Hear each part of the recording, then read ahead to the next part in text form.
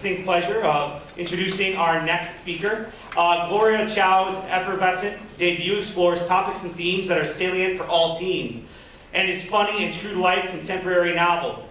This early praise from reviewers for Gloria's debut novel, being released officially tomorrow, but available here today for just $18, is titled American Panda. Her novel explores the life of 17-year-old Mei Lu as she copes with her freshman year at MIT, her parents' very specific plans for her life, and her developing crush on a boy that flies in the face of what her parents expect of her. Ooh. She finds herself questioning her predetermined path in life while forging her own identity before her web of lies to her family unravels. Life, unlike the panda, is not always black and white. An MIT grad turned dentist turned writer, Gloria loves board games, who doesn't, was a black belt in Kung Fu, and was a competitive dancer before it was, in her words, drilled and suctioned out of her. However, she's not afraid to dominate Dance Dance Revolution when the time calls. Please give a warm welcome to our presenter for this hour as she pirouettes her way to the podium.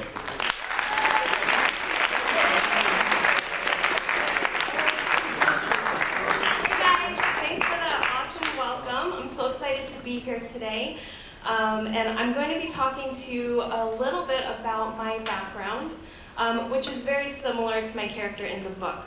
So I'm Asian American. I was born here and grew up in Boston, and I grew up with your stereotypical tiger parents. So my parents were extremely strict when I was growing up. They never explicitly said it, but it was very much understood that there were just a few paths that I could take in life. Doctor, dentist, lawyer, something very respectable that they would be able to brag to their Chinese friends about. And so clearly that was an issue for me. As I was introduced earlier, they were saying that I was a dentist before, and that was true. I went through dental school, I worked as a dentist for a little while, and I actually didn't enjoy it from day one. For me, it was very hard because I became very germ conscious in dental school. Pretty much every day they were lecturing us about how there was just bacteria everywhere. There was poop bacteria on the doorknobs, on the shopping carts, and I was constantly hearing about how it was everywhere, and then I would be seeing patients and their spit would be flying into my hair, and I'd be, opening up pus bubbles, and it was a really hard life for someone like me to be dealing with. And so all of that actually did make it into the book. As we said earlier, it's about a Taiwanese American whose parents really want her to go into the medical field and become a doctor, but she's really afraid of germs. And so there's also a lot of opportunity for humor there, to have some funny scenes with her struggling with these issues. And when I was in dental school, I actually was having such a hard time, and the only thing that could kind of take me away from everything was reading. But growing up, I had about a 10-year stretch where I didn't read any books. In high school, my parents really stressed math and science. They thought that was the way to go, that was the best way to have a stable career. And even though I was in AP English, I didn't have time, and I was actually just, using SparkNotes. I don't know what you guys are using now or if there's something like that, but I wasn't reading the books. I felt like I didn't have time. I was in all these other AP classes, and it just never occurred to me that this was something that I was allowed to do. And it even felt like society was telling me that this was something I couldn't do. It wasn't just my parents. But in school, I did okay at math and science, and in English class, we didn't have creative writing. We just had, we would read the classics. We'd have the 5-paragraph essays we had to write with a very specific structure. And I was told that I wasn't good at this, and I always just assumed, I was really bad at English, I was bad at writing, that's not what I'm allowed to do. And I feel like you're expected to know where your life is going at such a young age now. Like in high school, you're already starting to pick classes toward where you're going. Once you get into college, you're expected to declare a major pretty early on. And for me, I feel like I didn't even have a clue what I wanted to do until I was mid-20s. And luckily, it wasn't too late for me. But I do think it's a little bit hard the way that our society works, where you have all these expectations. People are always asking you, well, what do you want to do? And it almost feels like you have to have an answer ready to go. And once you start saying it enough, it almost feels like you can't change off course. So take it from me, you guys don't have to know right now what you want to do. It's okay to explore. And you don't have to fit neatly into this box. You don't have to be well defined as A, B, C. These are the things I like and what I'm good at.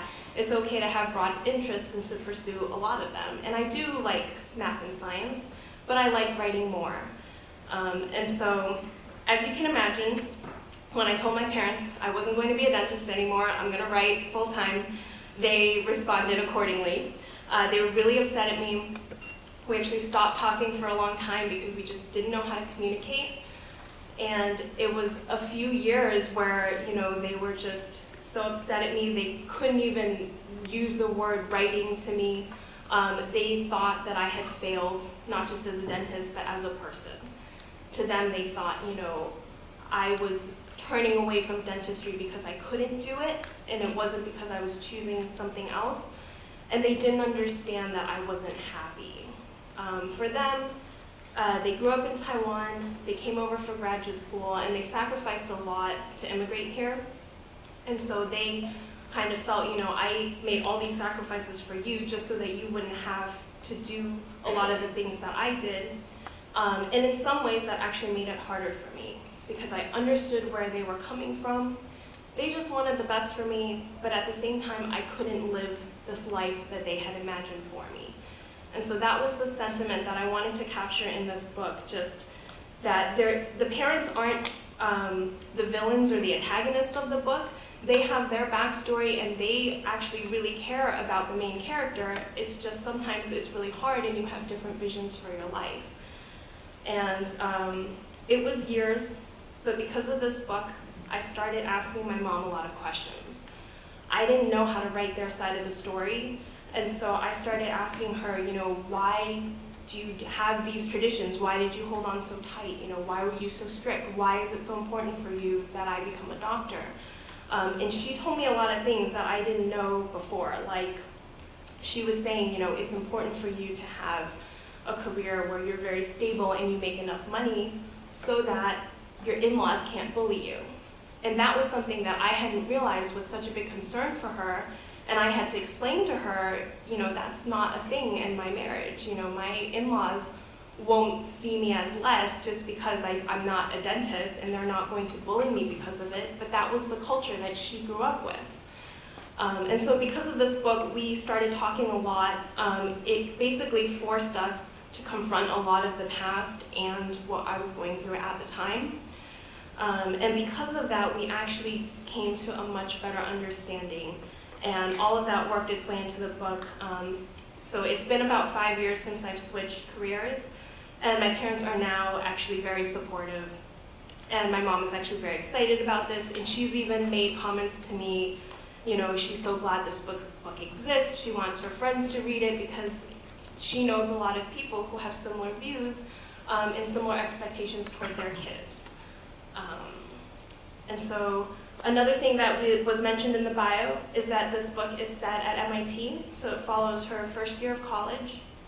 And the reason that I wanted to set it there is because I knew the character had to be away from her parents, out of the house for the first time, to be able to start kind of seeing the world through a different eye and starting to, think for herself.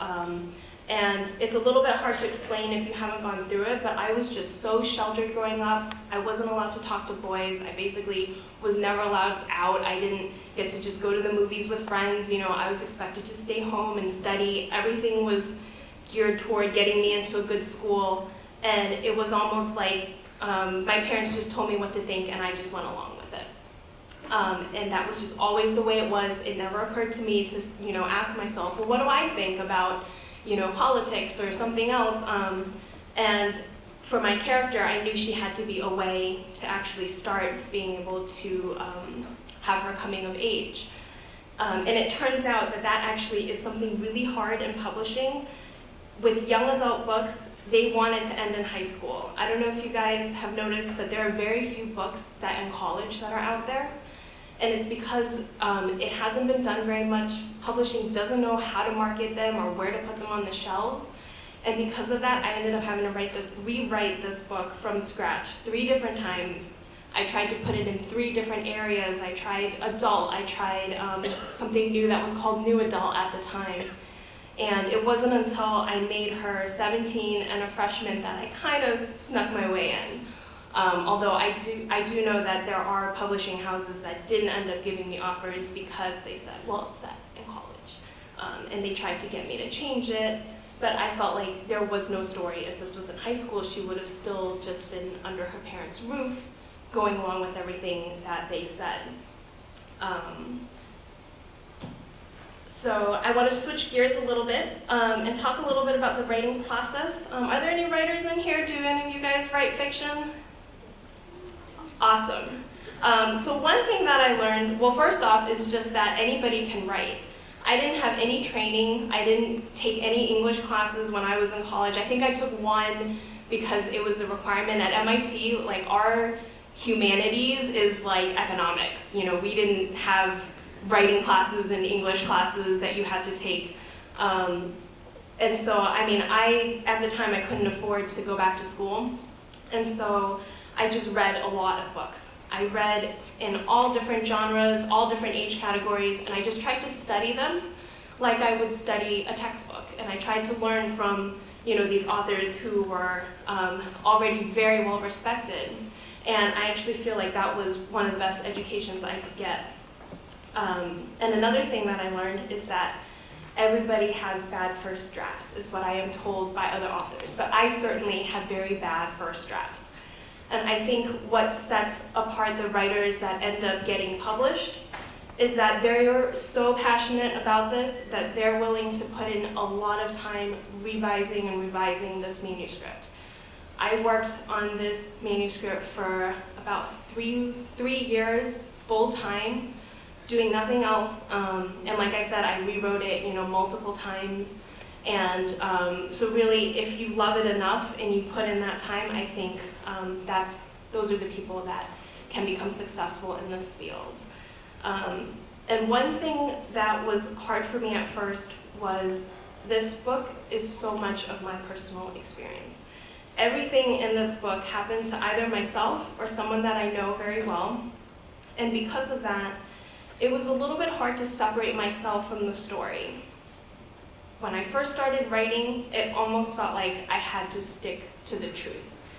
But real life doesn't make for the best stories. You know, you have to fictionalize a little bit and emphasize certain things and play down others.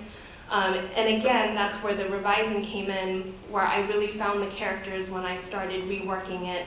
And then they finally evolved from their real life counterparts, which you'll be able to see. I'll share a little bit later about, you know, some of the truth that came, some of the real experiences, and then how I fictionalized them later, so you can kind of see how that developed. And one tip I have for that is just when you're writing that first draft, try to write it for yourself first. Don't think about everybody else that's going to read it in the future. That can be really hard when you have all these voices in your head telling you, you know, what's working and what's not. And so when I wrote this first draft, I just told myself that no one was going to read it, which I did believe at the time. I didn't think this would ever happen for me. I just assumed, you know, I'm going to try it, but, you know, I don't have any experience in this. It's probably not going to happen for me. And that was the only way I could write such an honest experience. If I went into it thinking the whole time, you know, that my parents might one day read it, I wouldn't have been able to write anything down. And it wasn't until the revisions that I kind of let in the industry and everybody else, and I made tweaks depending on, you know, making sure that other people wouldn't get the wrong idea of certain things that I said. And another thing that came out of this book was I feel like I found my sense of humor. I am not, you know, the funny one in the crowd. I was never the class clown. I'm really shy and actually pretty quiet in big group settings. Even now with big groups of friends, I'm usually the one kind of sitting in the corner listening. And then in this book, when I started writing, for some reason, I just kept putting in all this humor. And the reason that it happened is because my parents are so ridiculous sometimes with some of their traditions that the only way to kind of cope with it is to find the humor in it. And so when I started writing this, I didn't actually set out to make it funny, but I just, was very honest in putting in all the ridiculous things that they do, and then other people started telling me, like, oh, that was the funny scene. And so just to give you some examples of these are based on real things that my parents say to me all the time that I worked into the book. So this is a scene at the beginning of the book, and she's just having dinner with her parents, and there was a family friend that had come over. Hanwei is now begging for money in exchange for guitar lessons. You mean he's teaching music, like many other normal people? Not normal, last resort. Soon he'll be just like Ying-na. Poor Ying-na, the Taiwanese-American cautionary tale of a girl who chose happiness over honoring her parents and was cut off financially and emotionally. Now she was the pigu of every rumor, all created to support other parents' warnings. Ying-na decided to major in English and now lives in a refrigerator box. Ying-na had an American boyfriend and he stole all her money. Ying-na had one sip of alcohol and flunked out of college. And for my mother, Ying-na veered off her parents' career track and now takes off her clothes for quarters. And here's another example. These are taken from real conversations that happen in my family, where basically everybody is just talking over each other and no one's having the same conversation. May, my aunt said between bites, you should think about going on a diet, or you should start exercising like Papa. Did you know he could have been in the NBA? He turned it down for computer science. I mashed my lips together to hold the laughter back. Once a week, my father huffed and puffed around the gym with other 50-year-olds. There was more heavy breathing and yelling of Chinese obscenities than exercise. He's a regular old Jeremy Lin, all right, I said, expecting to end the conversation since no one would understand my reference. No one is as good as Jeremy Lin, my mother said. Linsanity, Nai, my grandma added. I choked on my tea. Do either of you know who Michael Jordan, Kobe Bryant, or LeBron James is? Nai smiled. Eat your vitamins. I answered my own question. They're basketball players. We don't know them because they're not as good as Jeremy Lin, my mother said with a shrug. I had forgotten about what I like to call Asian club phenomenon, that my family didn't know Brad Pitt or J.K. Rowling, but they knew Lucy Liu and Amy Tan. Was it because so few Asians broke into pop culture that they felt a sense of shared pride? Or was it because they felt a bond with every Asian, even the strangers we bumped into at Kmart and Costco? Too bad you didn't go for it, Ba, I said. You could have been Lusanity. Well, that doesn't really work. Lunar eclipse. Because you would eclipse everybody. Nai nodded. Lunar, we use lunar calendar. I nodded at her, too distracted to care that she hadn't gotten my joke. A rare opportunity had presented itself, but it was so risky I was jiggling my leg the way my mother hated. Do you guys think Jeremy Lin's mother was right to let him pursue his NBA dream? Do you remember Peter Chang, my mother asked? You got locked in the bathroom at his house when you were little. Well, he was roommates with Jeremy Lin. And Peter is now a lawyer, making tons of money. I heard he bought his fiancée a 3-carat diamond. Huge, the size of my fist. She held up her tiny clenched hand to demonstrate. So at least Jeremy Lin went to Harvard and has that degree as backup. Which is exactly how my mother feels about Jeremy Lin. And another thing that I did to kind of show both at the same time that the mother both really cares about her, but is also just so overbearing, is that at the end of every chapter, there's a voicemail that the mom leaves her, which implies that she's basically constantly calling the main character and just leaving these voicemails that are both hilarious and a little bit sad. And here's an example of one of them. May, I read today that using a tea bag more than twice will give you cancer. You're not doing that, are you? But you shouldn't use it just once either, waste of money. Use it exactly twice, okay? Call me back immediately. This is urgent. Oh, and it's your routine. And in every single voicemail, she has to say at the end that it's her mother, because she's afraid that May won't know who it is. And so another way that I tried to incorporate the humor was by giving a lot of cultural traditions. And so one example of this is that there's actually no chapter 4 in the book. The reason for that is because the Chinese word for 4 is pronounced si, which sounds a lot like the word for death, which is si. And so because of that, in Chinese culture, it's a very unlucky number. Some hospitals in Taiwan won't even have a 4th floor. It's basically their version of the number 13. And so I took out, there's no chapter 4, it just skips to chapter 5. And I have a comment in there about how her mother would just faint if there was a chapter 4. And then I also didn't include chapter 13 because I wanted to capture that she's really Chinese American. And so I wanted to give her equal superstitions. You'll also learn a lot of Mandarin in this book because she speaks both languages. I felt like my character would think kind of in both languages, which is what I do a lot. Sometimes there's just certain phrases or certain words that just come to me in one specific language because I can't find a very good translation for it. And so, for example, one of the things that you'll learn how to say is there's this Chinese phrase that is used a lot by her family. It translates to "don't take your pants off to fart," which they use to say, don't do anything extraneous that you don't have to do. And they use it for her in the context of, you don't need to date because I already found your husband for you, which is another storyline in there. And so I'm going to share one more passage.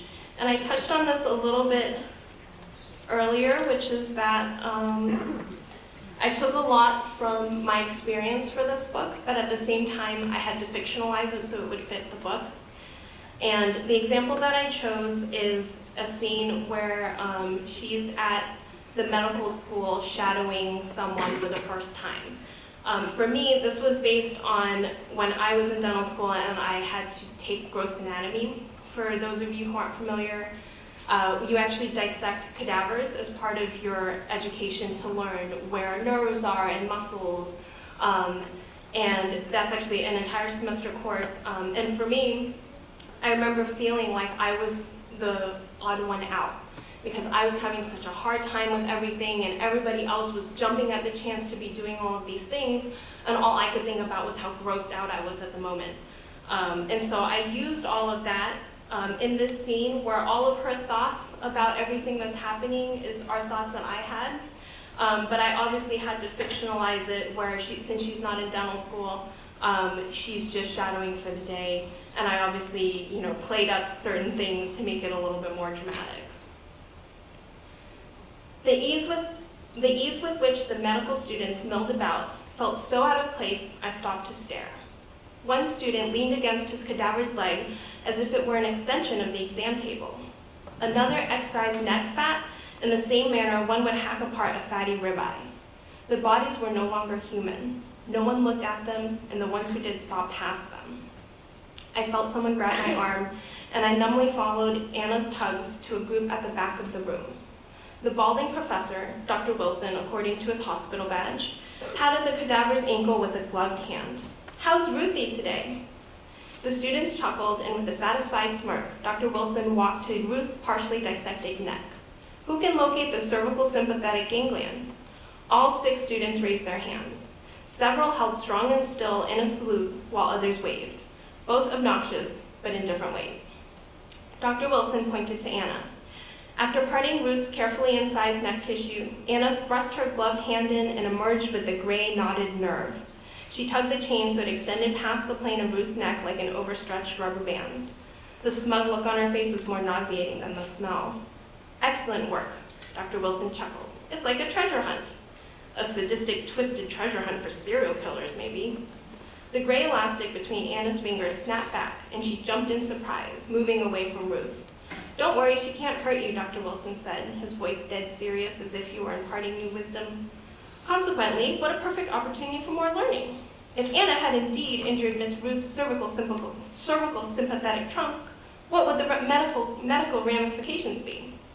He absent-mindedly picked a hand from the 4 in the air, this time a squat boy with a stubbly chin.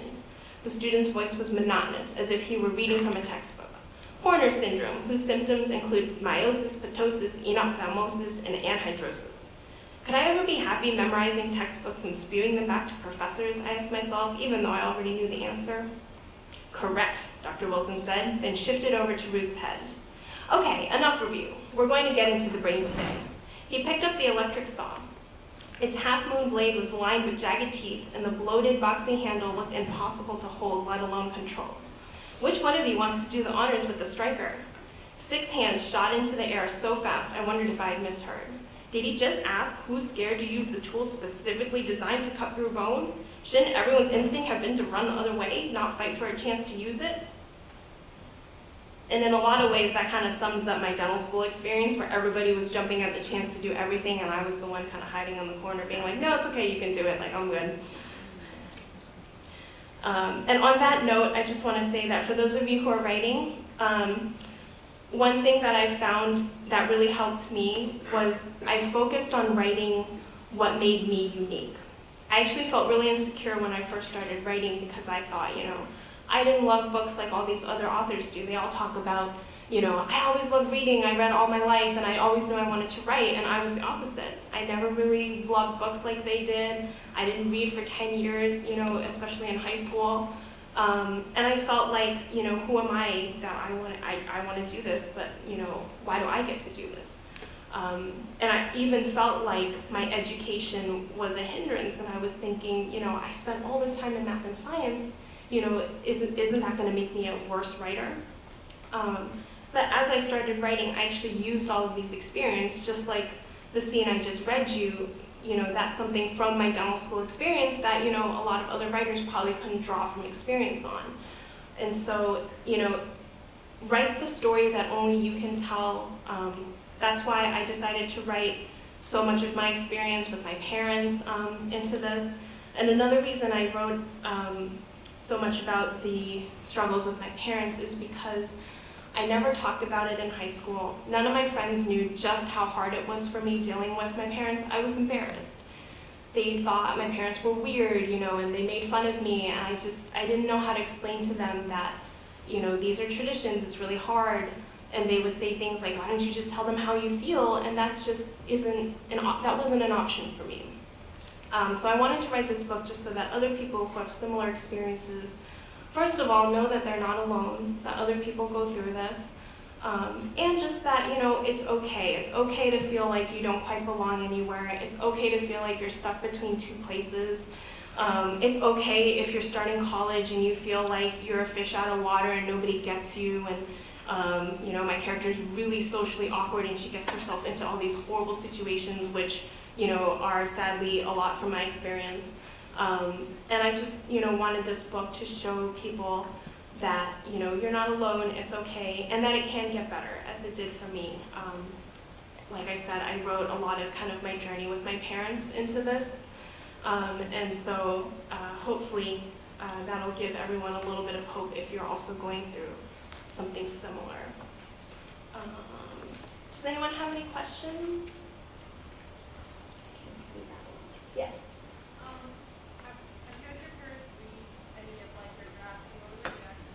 That is a wonderful question. I am still terrified for them to read this.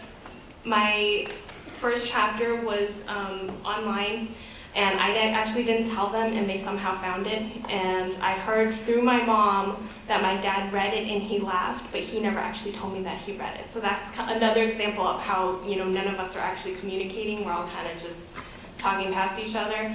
But I'm pretty terrified.